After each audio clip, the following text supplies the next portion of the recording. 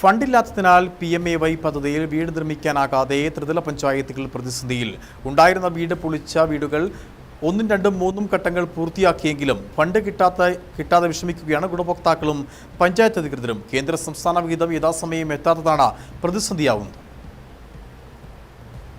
സംസ്ഥാനത്ത് ഭവനരഹിതരായ 1,94,697 പേരാണ് PMAY പദ്ധതിയിൽ വീടിന് അപേക്ഷ നൽകിയത്. ഇതിൽ 60,550 വീടുകൾ സർക്കാരിന്റെ പദ്ധതി രേഖയിൽ രജിസ്റ്ററായി. ജിയോ ടാഗ് വഴി 38,160 വീടിന് സർക്കാർ അനുമതി നൽകി. പണം കിട്ടുമെന്ന പ്രതീക്ഷയിൽ പദ്ധതി ഉൾപ്പെട്ടവർ ഉണ്ടായിരുന്ന വീട് പൊളിച്ചു പണി തുടങ്ങി. പലരും 3ാം ഘട്ടം വരെ പൂർത്തിയാക്കി. എന്നാൽ ഫണ്ടിന് വേണ്ടി കാത്തിരിക്കുകയാണ് ഇപ്പോഴിവർ. 1ാം ഗഡു 23,740 പേർക്കും 2ാം ഗഡു 1,342 പേർക്കും 3ാം ഗഡു 11 പേർക്കും മാത്രമാണ് ലഭിച്ചത്. 4ാം ഗഡു മുതൽ ആർക്കും കിട്ടിയിട്ടുമില്ല. ആകെ 4 ലക്ഷം രൂപയാണ് ഗുണഭോക്താക്കൾ ലഭിക്കേണ്ടത്. 2022-23 സാമ്പത്തിക വർഷത്തെ കണക്കാണിത്. കേന്ദ്ര പദ്ധതി പ്രകാരം ഒരു വീടിന് 4 ലക്ഷം രൂപയാണ് ഓരോ ഗുണഭോക്താവിനും സർക്കാർ നൽകുന്നത്. ഇതിൽ കേന്ദ്ര വിഹിതം 72,000 രൂപയും സംസ്ഥാന വിഹിതം 1,20,000 രൂപയും ജില്ലാ പഞ്ചായത്ത് 98,000 രൂപയും ബ്ലോക്ക് പഞ്ചായത്ത് 1,12,000 രൂപയും ഗ്രാമപഞ്ചായത്ത് 70,000 രൂപയും നൽകണം. ത്രിതല പഞ്ചായത്തുകൾ ഫണ്ട് കണ്ടെത്തി വീടിന്റെ ഘട്ടങ്ങൾ പൂർത്തിയാക്കണം. നിർമ്മിച്ച വീടുകളുടെ കണക്ക്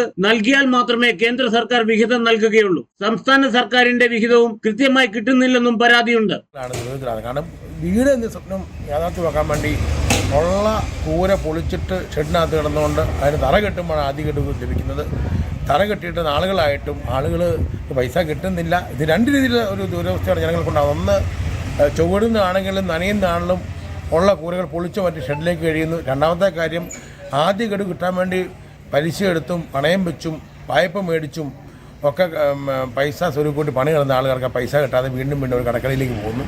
ഈ പൈസ കിട്ടിക്കഴിയുമ്പോൾ അവർക്ക് പലിശ കൊടുക്കാൻ പോലും തികയാത്ത സാഹചര്യം വരുന്നുണ്ട്. അതുകൊണ്ട് ത്രിതല പഞ്ചായത്തുകൾക്ക് വലിയ സാമ്പത്തിക ബാധ്യതയാണ് ഇതുമൂലം ഉണ്ടായിരിക്കുന്നത്. അംഗീകരിച്ച പട്ടിക അനുസരിച്ച് വാർഷിക പദ്ധതിയേക്കാൾ കൂടുതൽ പണം PMAYക്ക് വേണ്ടി ചിലവിടേണ്ട ഗതികേടിലാണ് പഞ്ചായത്തുകൾ. ലൈഫ് പദ്ധതിക്ക് വേണ്ടി സംസ്ഥാന സർക്കാരിന്റെ അനുമതിയോടെ ഹഡ്കോയിൽ നിന്ന് വായ്പ എടുത്തിരിക്കുകയാണ് പല പഞ്ചായത്തുകളും. PMAYക്ക് കൂടി വായ്പ എടുക്കാൻ കഴിയില്ല. വായ്പ തിരിച്ചടയ്ക്കാൻ തന്നെ വാർഷിക പദ്ധതി നല്ലൊരു ശതമാനം തുക നീക്കിവെക്കേണ്ടി വരുന്നുണ്ട്. ഇത് കാരണം PMAY പദ്ധതികൾക്ക് പുതിയതായി ഫണ്ട് നൽകാനോ അനുവദിച്ച് പൂർത്തിയാക്കാനോ കഴിയുന്നില്ല. പദ്ധതിയിലേക്ക് പുതിയ അപേക്ഷകൾ സ്വീകരിക്കാനും നിർദ്ദേശമുണ്ട്. ഗുണഭോക്തൃ പട്ടികയിൽ പേര് വന്ന 100 കണക്കിന് ആളുകളാണ് ഉണ്ടായിരുന്ന വീട് പൊളിച്ചത്. 1, 2, 3 ഘട്ടങ്ങൾ പൂർത്തിയാക്കിയെങ്കിലും ഫണ്ട് കിട്ടാതെ വിഷമിക്കുകയാണ് ഇവരെല്ലാം. ഓരോ ദിവസവും രാവിലെ ത്രിതല പഞ്ചായത്തുകളിലെ ഓഫീസിൽ കയറിറങ്ങിയാണ് ഇവർ. മറുപടി നൽകാൻ കഴിയാതെ ജനപ്രതിനിധികളും ജീവനക്കാരും ബുദ്ധിമുട്ടിലായിരിക്കുകയാണ്. KK Jayakumar, Idukki vision news, Upputhara.